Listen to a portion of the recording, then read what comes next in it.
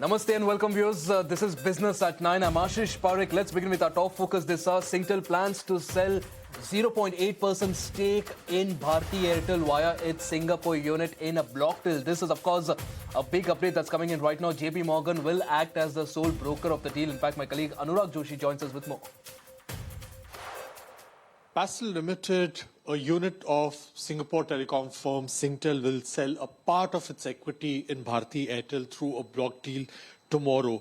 The secondary deal trade is on November 7, and JP Morgan India Private Limited is the sole broker in the transaction. The transaction is happening at 2,030 rupees, and this is an about 3% discount to today's closing price. 51 million shares are being offered in the block deal, and this is 0.8% of the total outstanding equity shares of the company. So that translates to 10,350 crore rupees, which is almost $1.2 billion. And this is a totally secondary transaction, and this transaction is on the heels of a transaction in RBL Bank, where Mahindra & Mahindra sold a 3.5% equity stake, its entire equity stake in the private sector lender today through a similar block deal. Right, let's now shift our focus to Apollo Hospitals, which has also reported a good performance in Q2 with all the numbers coming in slightly above estimates. In fact, the company saw a healthy double-digit growth in revenue and profit, as PAT stood at 477 crore versus 379 crore, which is of course up by 26% year-on-year, while revenue also saw a growth of 12% year-on-year. EBITDA also jumped by 15% to 941 crore, while margin growth was steady year-on-year, coming in at nearly 15% compared to 14.6% in Q2 last year. In fact, my colleague Srishti Sharma joins us with more details.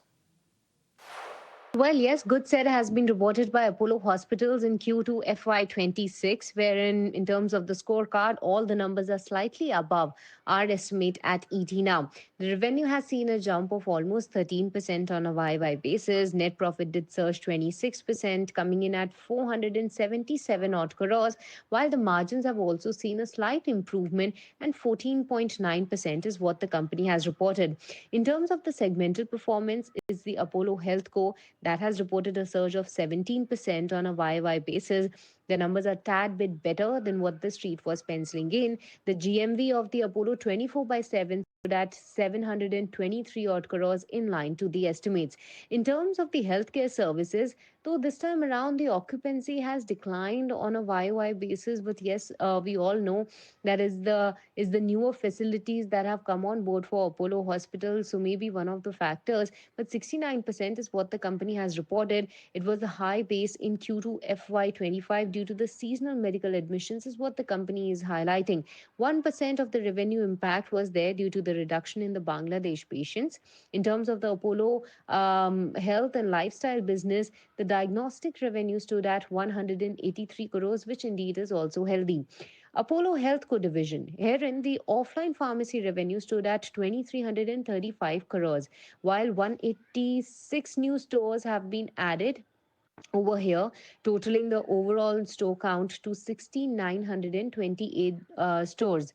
And Apollo 24/7 GMV, like I told, has seen a surge of 16% on a YY basis, with average daily orders also inching up higher to 74,000 versus 67,000 on a YY basis. So that's a healthy number too. So all in all, good set of numbers coming in from Apollo Hospitals. All eyes will be on the management guidance, because they have already given the guidance for the next 2 to 3 years. So any changes on that is something that we will be watching.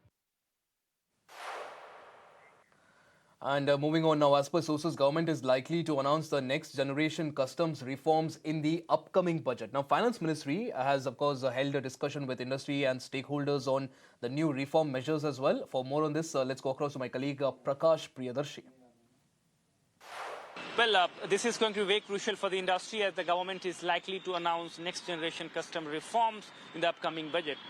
In fact, the work has begun on formulating next generation customs reforms, and sources indicate that the Finance Ministry is holding consultations with the stakeholders on new reform measures. In fact, discussions are underway with industry and other stakeholders. In fact, the process will gather momentum after announcement by the Finance Minister regarding next generation customs reforms few days ago. Sources indicate that the reform measures to include faster clearance with the greater transparency, measures related to streamlining operational systems, use of AI, and trade facilitation could be part of reform measures. Along with that, steps will be taken to support domestic manufacturing and modernize duty notifications. These measures will play a key role in complete overhauling of customs system in the country, and therefore the government has initiated the process to improve India's competitiveness in the global market by introducing next generation custom reforms. Well, let's go across to some big update now from the Finance Ministry, where, of course, the Finance Minister Nirmala Sitharaman has shared the government's larger goal of Viksit Bharat by 2047. In fact, she says that it is anchored on 5 pillars: economic, social, technological, strategic, and environmental self-reliance. In fact, she's also added that Atmanirbhar Bharat is resilient and globally integrated. She also sounded bullish as far as the Indian economy is concerned at the 12th SBI Banking and Economics Conclave 2025, saying that people of India have responded to the GST reforms and the economy is bringing out the best. Apart from FNO, FM Sitharaman also commented on PSU banks as well. In fact, the consolidation of PSU banks, saying that work has begun on the next phase. In fact, before we talk about more on that, let's listen into what she had to say. Ma'am, जिस तरह से आज आपने पूरे अपनी speech में consumption की बात की है और फोकस भी रहा है जीएसटी रिफॉर्म्स के जरिए कंजम्पशन को बढ़ावा देना, लेकिन एक मुद्दा, क्योंकि आप जमीन से चीजों को समझती है लोगों से मिलकर करके, लेकिन जो एक 2 से 3 लाख करोड़ रुपए तक का इकोनॉमी में नुकसान हो रहा है एफएनओ निवेश से जरिए, इसमें कई सारे छोटे निवेशक भी अपना पैसा गंवा रहे हैं, कई सारे ऐसे मामले आए जिसमें घर के घर बर्बाद हो गए हैं। तो क्या ये चीज आपके संज्ञान में है, क्योंकि ये पैसा कंजम्पशन में आ सकता है, इकोनॉमी को बूस्ट दे सकता है, और सेबी की रिपोर्ट भी बता रही है कि 93% लोग हैं अपना पैसा गंवा रहे हैं। सेबी ने एक मामले में जांच भी करी कि एक विदेशी फर्म जो है वो हजारों करोड़ रुपए का मैनिपुलेशन के जरिए कमाई कर गई। तो क्या आपके संज्ञान में ये सब कुछ है, और ये बड़ा पैसा कंजम्पशन में आके जो सरकार का मकसद है, जो आपका मकसद है, उसको और आगे बढ़ाया जा सकता है? संज्ञान में है, मगर उस पैसा को कुछ और रास्ता में लेके जाना मेरा इरादा नहीं है। जिस रास्ता में वो जाना चाहते हैं वो उनका मर्जी। सरकार रास्ता बदलने के लिए नहीं, मगर उस रास्ते में जिस तरह के नुकसान हो सकता है, जो आप विस्तार से बात कर रहे हैं उसके ऊपर, उसको अवेयरनेस के द्वारा बातें करेंगे या प्रोग्राम करेंगे, गांव-गांव तक जाकर बोलेंगे, भैया संभालो, आपको इतना नुकसान होगा, वो सब कर सकते हैं। मगर वो रास्ता किस रूट में जाना है वो बोलने का मेरा अधिकार नहीं बनता, ऐसे मैं समझती हूं, क्योंकि पैसा उनका है, संभालना भी उनका ही होता है। हम संज्ञान में लेते हैं और उसके लिए कुछ अवेयरनेस की तरह काम कर सकते हैं। उससे ज्यादा अभी कुछ मेरे पास आइडिया नहीं है। अगर आपके पास है तो प्लीज भेजिए, मैं एक्ट करने के लिए तैयार हूं। India needs a lot of big banks, world-class banks, and for that, of course, we will have to sit and talk with the Reserve Bank and also with the banks themselves to see how they want to take it forward, and also discuss with RBI about how they have a idea of taking or idea of building larger banks. So there's a lot of work to do prior to my saying, yes, I've taken a call or government is looking at this way or that way. And in that, work has already commenced. We are discussing with RBI, we are discussing with banks. It's not by creating from among those which exist today just by amalgamation. That can also be one of the route. But you need an ecosystem and also an environment in which more banks can operate and operate to grow. Well, that was the finance minister there talking about the need for bigger world-class banks as well for an economy that is as robust as that of India. Now, moving on, SBI Mutual Funds also is all set to launch an IPO after SBI's board has approved the stake sale in the funds management business. Now, the lender will now divest about 3.2 crore rupees shares. Of course, these will be shares that are subject to all the regulatory approvals. Only after then will they be able to divest all of this amount. In fact, my colleague Ankur Mishra gets us more on this.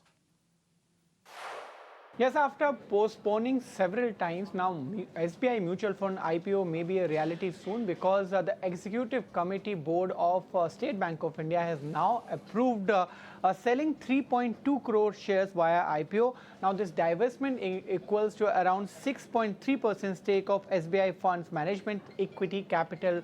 Remember, SBI had earlier planned for a mutual fund IPO earlier, but it was postponed due to market conditions. But now, considering the market conditions and the needs of SBI Mutual Fund as well, as it was stated by Chairman earlier, now SBI Mutual Fund IPO may happen in a year or so. Because the board has now approved it, there will be a process that it will be applied at SEBI for DRHP, and as soon as it happens, now board has given a timeline of 2026, meaning in the next year, SBI Mutual Fund IPO may be a reality. Additionally, the SBI chairman has also said that India's outlook has improved following the recent S&P rating upgrade as well, marking confidence in the overall economy. He has also highlighted two major milestones. One, SBI crossing $100 billion market cap, and the SBI MF IPO also being announced as well. However, he's also at the same time cautioned that global volatility is now impacting investment flows and capital formation, while trade fragmentation also poses a major risk to the banking as well as financial sector. Listen in. Important milestone from for SBI. One is we have touched $100 billion market capitalization today, and we also launched much awaited IPO for SBI Mutual Fund. I think your arrival definitely had added to our pleasure.